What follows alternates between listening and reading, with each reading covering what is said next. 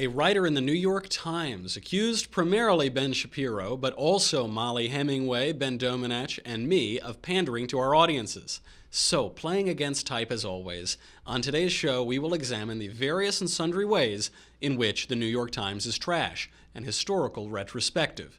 Then, Ali Stuckey and Jacob Airy join the panel of deplorables to discuss Rex Tillerson's reported castration, a congressional candidate abducted by aliens, E.T., not S.A., and the latest navel-gazing Facebook meme in the wake of the Weinstein scandal. Scores of women posting, "Me Too." I'm Michael Knowles, and this is The Michael Knowles Show.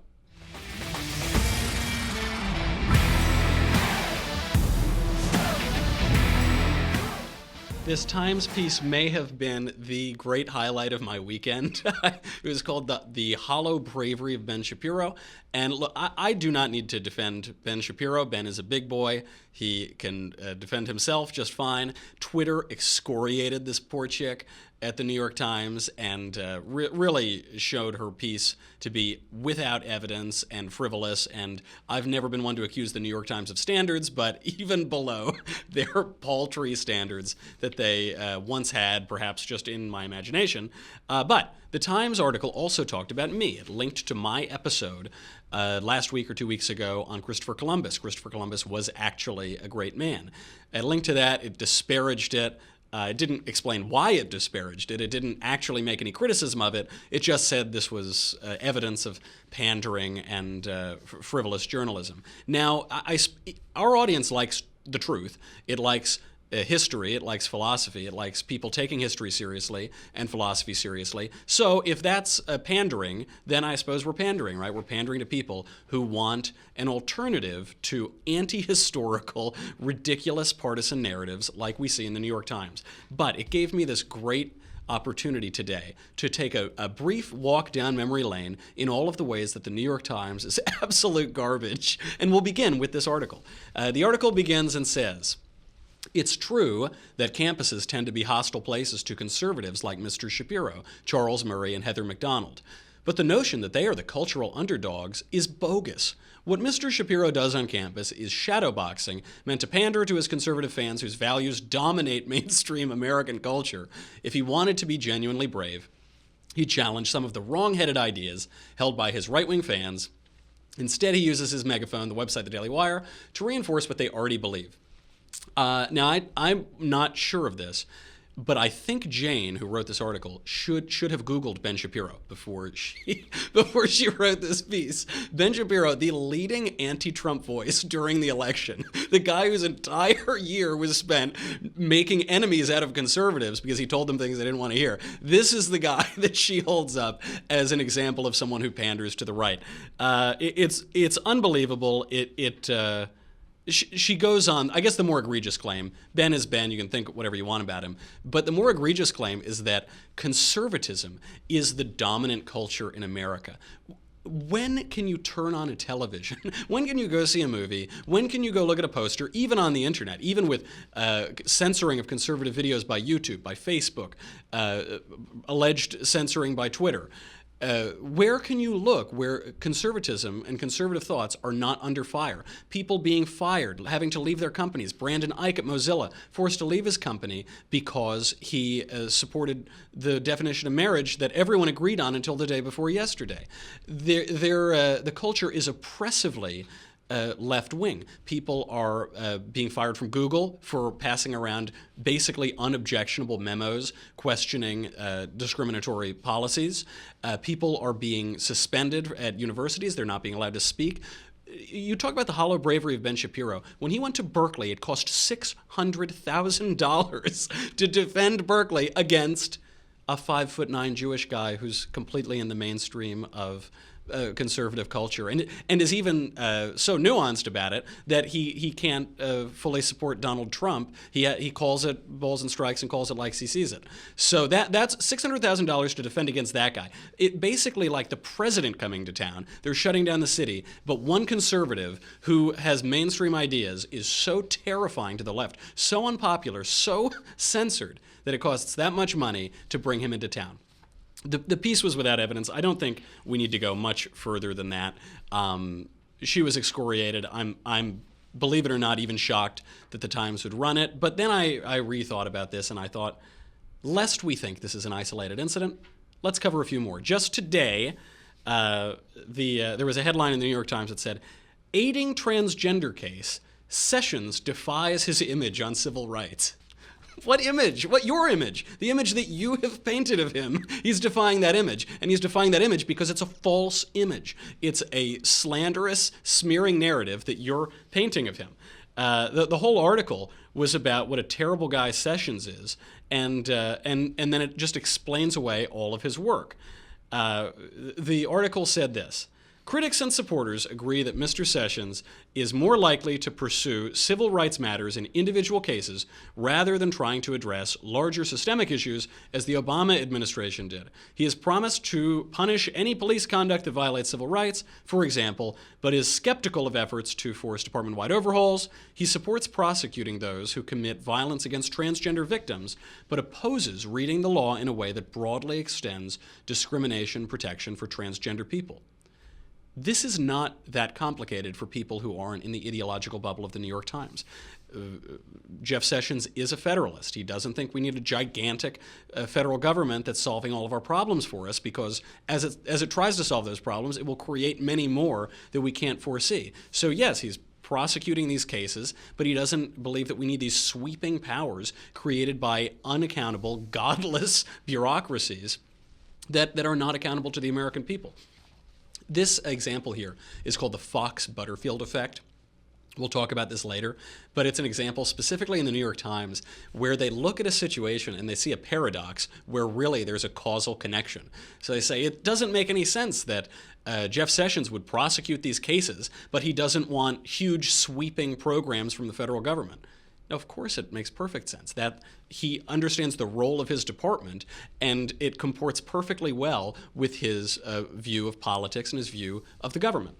Next, this is from New York Times. Wall Street Journal editor admonishes reporters over Trump coverage. Now, this is very scary. They report, quote, Gerard Baker, the editor-in-chief of the Wall Street Journal, has faced unease and frustration in his newsroom over the stewardship of the newspaper's coverage of President Trump, which some journalists there say has lacked toughness and verve. Some journalists there or some journalists at the New York Times? I'm not quite sure. Baker responded to these emails. There was an exchange that was uncovered. He said, "Sorry, this is commentary dressed up as news reporting." So he's taking some of the stories that were too hard on Trump. He said, "You're injecting your commentary here. We have to be straight news." He said, "Could we please just stick to reporting what he said rather than packaging it in exegesis and selective criticism?" So he's suggesting that the news organization do what news organizations are supposed to do. The New York Times is shocked by this. The only way they can view this is that it's soft coverage. It isn't soft coverage. It's keeping the opinion separate from the news reporting. This used to be done, or at least attempted in the mainstream media, but for years it has not been, which is why you see the nonsense that comes out of the New York Times as it does. Then this is a letter from the publisher to our readers, from the publisher and executive editor. And President Trump described this as an apology for all of the terrible coverage that they did of him and their awful predictions about the election, none of which came true. The paper pushed back and said the New York Times never apologized. But the New York Times public editor herself, Liz Spade, admits that they blew it too. In this letter, they say, "After such an erratic and unpredictable election, there are inevitable questions. Did Donald Trump's sheer unconventionality lead us and other news outlets to underestimate his support among American voters? Gee, I wonder. What forces and strains in America drove this divisive election and outcome?" The second part, the second sentence, that's the part. Yes, you did misunderstand half of this country. You totally blew it. You don't know anything about them. But then, and you acknowledge this, you apologize for this, and then you immediately follow it up and say, what led to this awful, divisive, terrible election? It's only divisive because you make it divisive. Any election, by definition, is divisive. Half the people vote for one guy, roughly half vote for the other guy.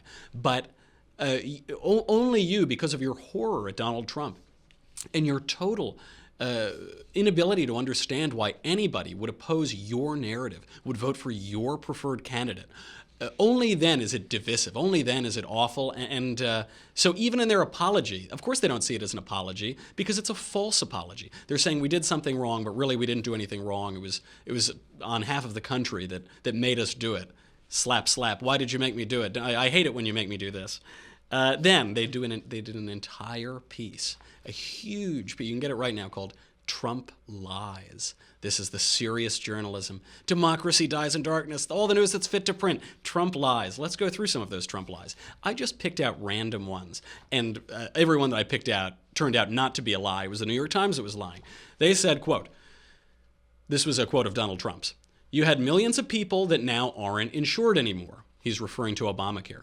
The Times adds, "The real number is less than 1 million, according to the Urban Institute." Sure, I guess it's according to the Urban Institute. How about according to MSNBC? How about according to Van Jones? The Urban Institute is a left-wing think tank, but of course they can't disclose that in their reporting. And even the Washington Post admits that after Obamacare was passed, 28 million people still lacked health insurance. And it's true that many millions got health insurance because of Obamacare. What they leave out is that they had previously lost their health insurance. So now they had their insurance, they lost their insurance, they got it again, but unfortunately now the premiums increased, the rate of increase increased, and they couldn't choose their doctor. Barack Obama said, if you want to keep your doctor, you can keep your doctor. Not the case. So what Trump said, absolutely true. What the New York Times said, not true at all. Another one in the Trump lies section, it's gotten to a point where it is not, this is from Trump, it's gotten to a point where it is not even being reported. And in many cases, the very, very dishonest press doesn't want to report it. He's talking about terrorism, and the New York Times adds, terrorism has been reported on, often in detail. Yeah, okay, sure. I guess occasionally a story is run. The question is, what is the volume of stories being run? Where are the editors placing these stories? What are they focusing their coverage on? Are they spending 10 hours on one thing, on Russia, which you'll notice nobody is talking about anymore because it was completely frivolous, and then 1 hour on terrorism, or are they prioritizing as the American people would prioritize? Now, here's an example of this. White supremacist Dylan Roof shot up that historically black church in Charleston. There was wall-to-wall coverage of this for weeks. We're still hearing about it. They got vicious white supremacist. We covered the trial very closely. It was awful. There's a national conversation about Confederate monuments and Confederate flags and guns and hate speech and censor, what have you. Recently, a Sudanese immigrant, Emmanuel Kadega Sampson, shot up a historically white church in Nashville. The only reason the shooting wasn't worse than it ended up being is that the usher there, who the guy had pistol whipped, was able to wrestle him to the ground, caused the shooter to shoot himself accidentally, and then pulled out his own gun because he was carrying, because they were in Nashville, and that's what people do in Nashville. Of course, the coverage of this was paltry, barely existent compared to the coverage of the other one. Now, both cases, it appears, were racially motivated. Dylan Roof admitted it, and Sampson, this killer in Nashville, wrote a note that appears to suggest it was revenge for Charleston. They are parallel stories. But it contradicts the New York Times narrative. And if it contradicts their narrative, they're just not going to give it too much ink. Another example is the Orlando nightclub shooting. This was the New York Times headline, "Orlando gunman attacks a gay nightclub, leaving 50 dead." They don't mention his name. All of the Dylan Roof coverage mentioned his name, but they don't mention his name because his name is Omar Mateen. Nowhere in that headline does it mention that Mateen swore allegiance to ISIS, that he was a radicalized Muslim. But all of the New York Times coverage of Dylan Roof, that uses his name, because that name, it's clear from the context of that story what was behind that shooting. And now, the Dylan Roof brings us to another lovely New York Times headline. Quote, "Sessions, Trump, Dylan Roof, your Tuesday evening briefing." Okay, let's go through that. Jeff Sessions, he's the Attorney General of the United States, former esteemed senator from South Carolina, or from Alabama, rather. There's Donald Trump, real estate magnate, reality TV star, President of the United States, and a white supremacist killer named Dylan Roof. It's amazing how one of those things seems not like the other. But the Times, they can't even hide it sometimes. There is so, I think, especially in the age of Donald Trump, although they behaved this way during George W. Bush, they get so riled up, they get so excited, they can't help themselves, and they humiliate themselves in headlines such as that. How about this op-ed that the New York Times allowed to run? Quote, why we are on hunger strike in Israel's prisons. Okay, it's a pro-Palestinian piece about the alleged occupation, all the alleged atrocities of Israel. We've seen this a lot. It's my Marwan Barghouti. Now, the article originally stated Marwan Barghouti is a Palestinian leader and parliamentarian. Okay, that seems innocuous enough. Except the New York Times public editor, Liz Spade, later wrote a piece, even she, criticizing the Times for omitting that Barghouti is a convicted murderer who is serving 5 consecutive life sentences for killing innocent civilians. So Barghouti is a Palestinian leader, okay, check. He's a parliamentarian, check. He's a vicious murderer who's serving 5 life sentences for killing innocent civilians. No, the Times editors, we got to leave that one out. We're running out of space. We only have space for 2 of your titles. Let's leave in the completely innocuous ones. Now, trash is not a new quality at the New York Times. In 2004, reporter Fox Butterfield published a headline that would make him legendary. The headline is, quote, "More inmates despite drop in crime." More people are going to prison despite the drop in crime. This is the Butterfield effect. I think Wall Street Journal's James Taranto named it that. The Butterfield effect is when someone makes a statement that is ludicrous on its face, but it reveals the speaker's own biases, right? So they express it as though it's a paradox when really there's a causal relationship between them. Why is the crime rate dropping? Possibly because we're throwing all of the criminals into prison. That would make sense. But to Fox Butterfield, to the New York Times, they're living in an ideological fantasy land wherein there can't be a connection between imprisonment and crime. We all know how unjust the prison system is anyway. We should probably open up all of the jails anyway. So there couldn't possibly be a connection. And this effect, this bias, pervades their reporting. Who can forget Lincoln Steffens, the New York Times reporter who returned from the Soviet Union and declared, "I've seen the future and it works." The Soviet Union. This was what Bill Buckley reacted to when he launched National Review. He said, "A conservative is one who stands athwart history yelling stop."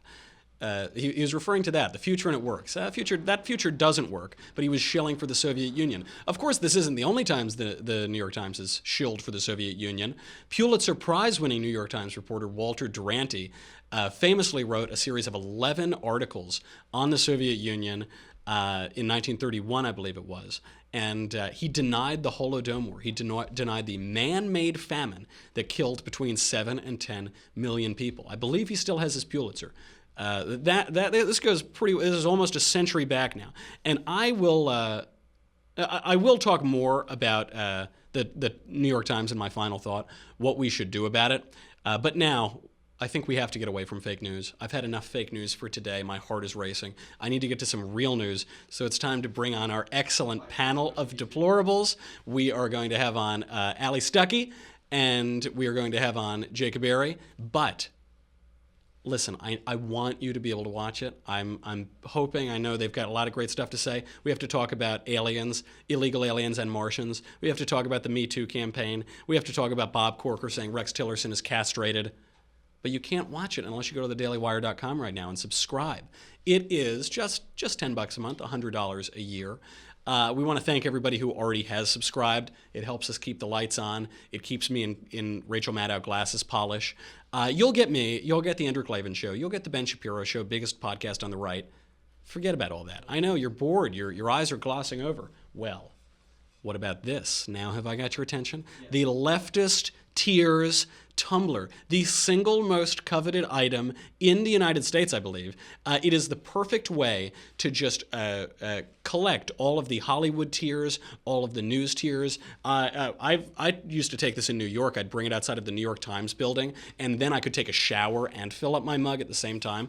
I really like it. It goes really well with a little Daily Wire punch over here. You pour that in. It makes a delicious cocktail. That's thedailywire.com. Go over there right now, and we'll be right back.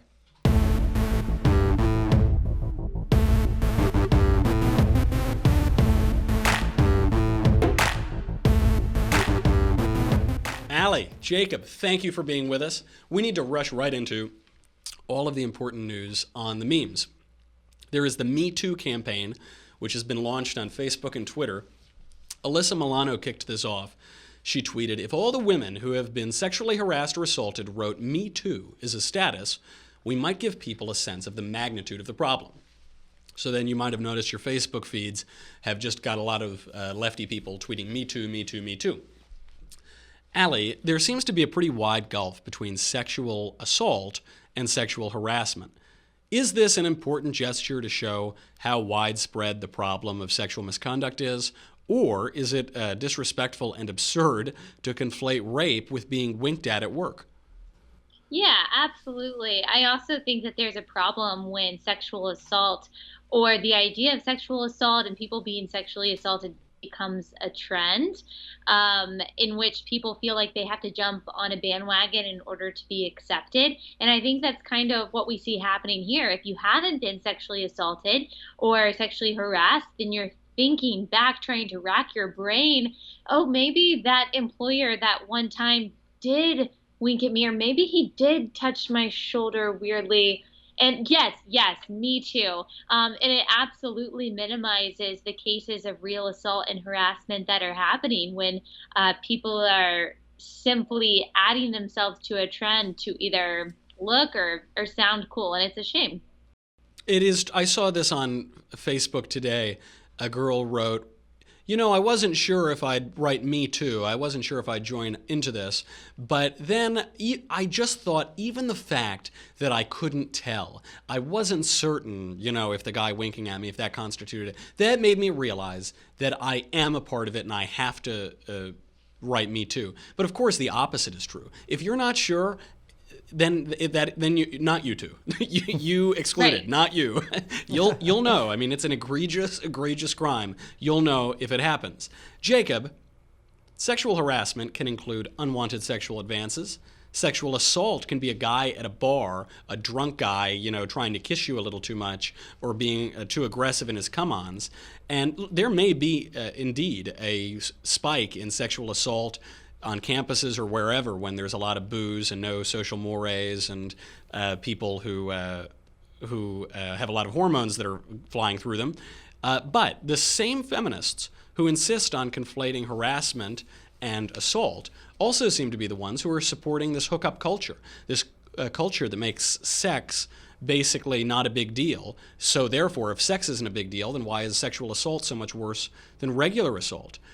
Can one coherently list sexual harassment among the most widespread social problems, but also support the hookup culture?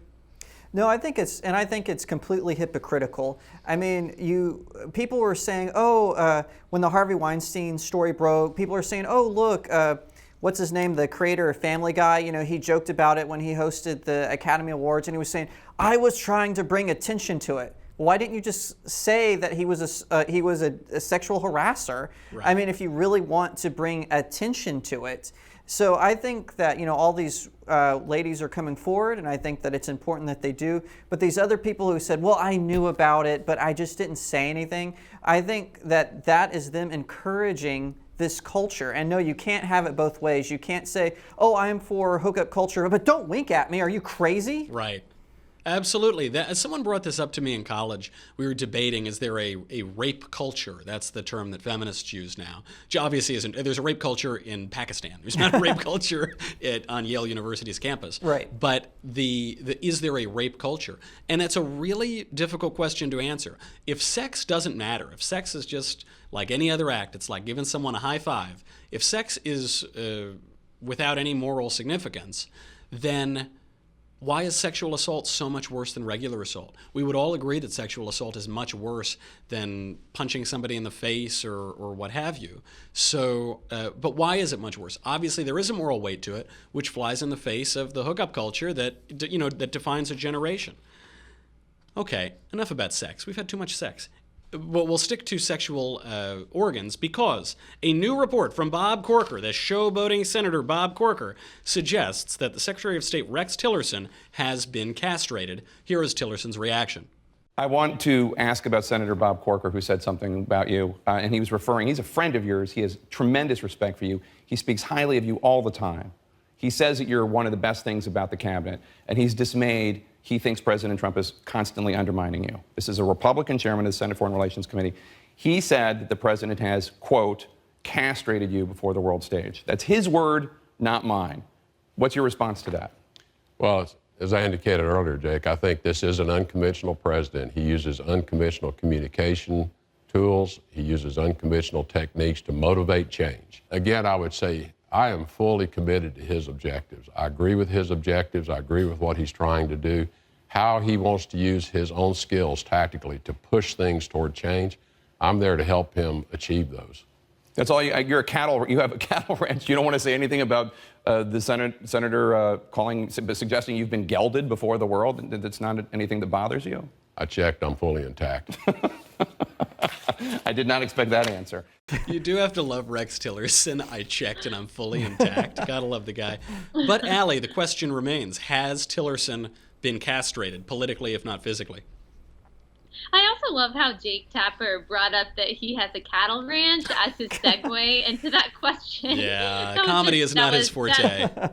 Yeah, that was really interesting. News is not his forte either, but definitely not comedy. I'm sorry, go ahead. No, not really. Well, we have some people saying, okay, this was Trump playing good cop, bad cop. Then you have people saying, absolutely not. This was Trump's way of kind of, I guess, taking the credit for being tough on North Korea and then emasculating Rex Tillerson, and maybe that's true. I kind of actually lean into that camp rather than thinking this was some big strategic heroic move on Trump's part. I think that he should leave diplomacy up to Rex Tillerson. We've already seen that that's not Trump's forte, but Tillerson also knows how much Trump values loyalty, and that's the game that he's playing with the media right now. And I have to say, I think he's doing a pretty good job of it. He pivoted very well with those questions. He's a pro. He's really good. For a guy who spent his career as a private businessman, CEO of ExxonMobil, obviously you develop political skills that way, but he has been absolutely agile, completely adept in politics. Jacob, should Tillerson have answered the question about Trump calling Trump a moron? In this interview, he said, people say you called Trump a moron. Do you deny it? Did you call Trump a moron? What happened? The question seems to me like the usual mainstream media treatment of, do you still beat your wife? But should he have answered it, or should he say, I'm not going to dignify your question with a response? I think it would have been better if he had denied it, but I honestly don't see I'm not going to dignify that with a response. I see that as a denial. It just didn't come on strong enough. But I think either way he is saying, no, I did not. I'm not going to play this game with the mainstream media, because Trump's mistrust of the media, the well-deserved mistrust, I think it trickles down into his cabinet. And so I think Tillerson's saying, look, I'm not going there. I think he's just saying, I'm not playing your game.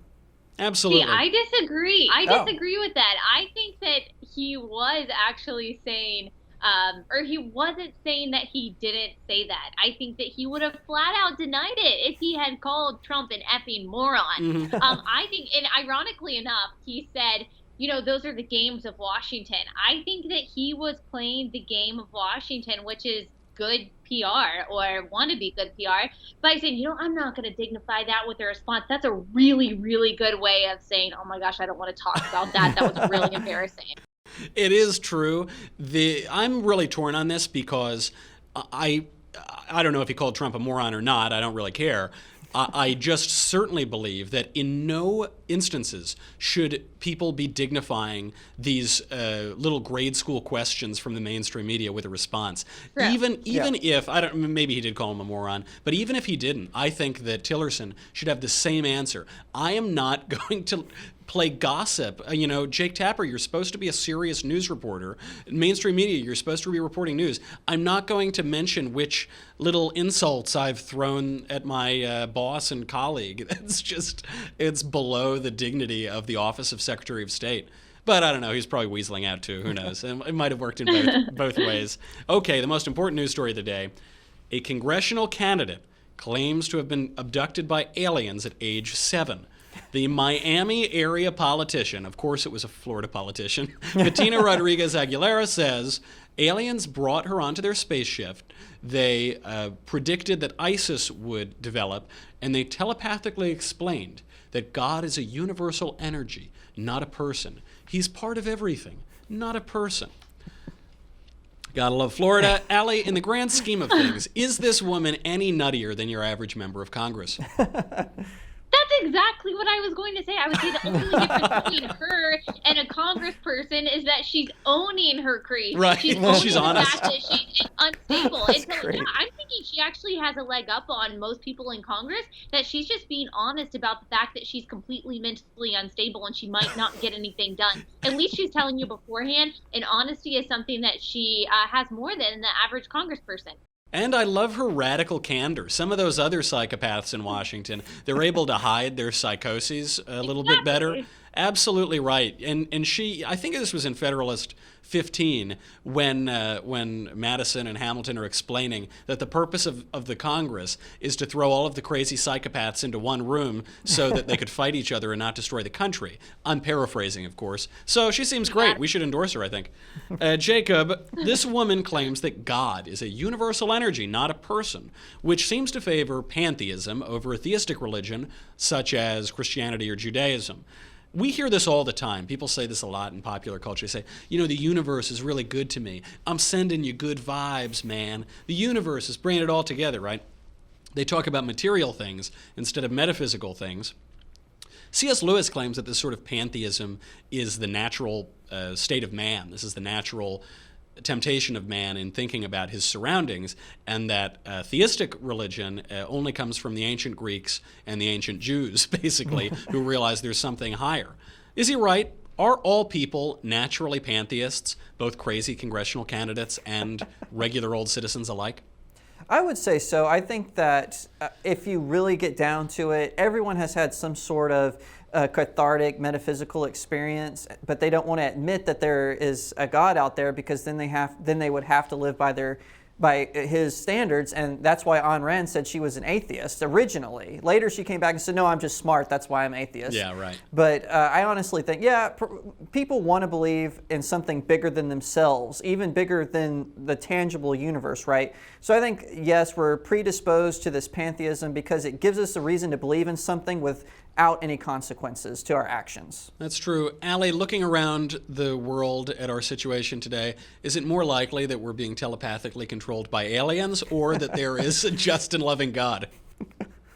Yeah, well, I think C.S. Lewis also said if there's a longing inside of us for something other than this world or bigger than this world, there must be something actually bigger than this world. And I think that that is a commonality that all of us have innately, that we have this longing. And exactly like Jacob said, we want to attach it to something, but instead of attaching it to something that might have moral standard that's going to demand an action, we want to attach it to this relative, amorphous, crazy being, ethereal being like the universe or energy or vibes or something like that, something that's going to make us feel good but not actually have us do something. I think that we're going in the direction of moral relativity, which is why you're seeing, but we're also going in the direction of wanting to feel good. And so I think that we're going more towards agnosticism than we are atheism. We want to believe that there is something bigger that's going to send us good vibes and good feelings, not something that's going to tell us what to do. And I think that's why we're seeing this kind of a pantheistic, ethereal, weird, I don't even know if it's increasing. I think we've had it forever. But it's certainly becoming, I guess, more prominent when members of Congress are espousing these kind of beliefs. Future members of Potential Congress, that members of is. Congress, yes. Yeah, and you touched on it. Both of you touched on it. That we're afraid of these moral standards. We're afraid of exacting moral standards. So then the thing that's higher than us has to be physical. It has to be the aliens, or it has to be the universe, because you can't derive an ought from an is. You can't derive a moral standard from a physical thing. So we have to move away from these metaphysical gods into physical gods, whatever that may be. Otherwise, we're going to have to feel bad, man, and not have all the good feels, you know? Okay, panel, so good to have you as always. Allie Stuckey, conservative millennial from The Blaze, and Jacob Airy, Daily Wire's own. Now it is time. I already have my smart glasses on. It's time for the final thought. Andrew Klavan calls the New York Times a former newspaper because, he says, they used to be a decent paper until they completely sold out as a mouthpiece for the Democrat Party. He makes a good point. The reporters, as opposed to the editors and opinion writers at the New York Times, are still generally excellent. But the Times has always had a strained relationship with the truth, and over the past decade and a half, it has decayed into utter trash.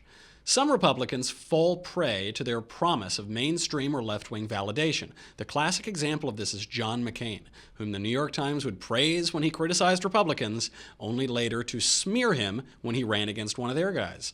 The promise here is that the New York Times can offer the patina of credibility, a desirable sheen for politicians, artists, and cultural figures. But the New York Times is trash.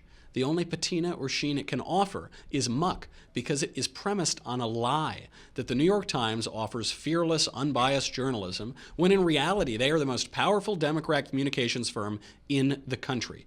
To cite a personal example that gives me endless joy, my best-selling political tome, Reasons to Vote for Democrats, A Comprehensive Guide, outsold the #1 New York Times best-selling book the week that it came out by an order of magnitude. But the New York Times refused to name it on their list. Unlike virtually every other news source in the world, they refused even to acknowledge it, only finally running an op-ed that half-mentioned my book in order to suggest a handful of humorless blanked book titles that mocked Republicans, Ted Cruz's friends at work, that sort of thing. The New York Times has its narrative. They're sticking to it, and conservatives shouldn't waste one moment seeking their favor or indulging their nonsense. What a fun show today. It was really a spiritual experience. I am Michael Knowles. This is The Michael Knowles Show. Tune in to Andrew Klavan's conversation tomorrow, and also turn back here, and we'll do our show all over again.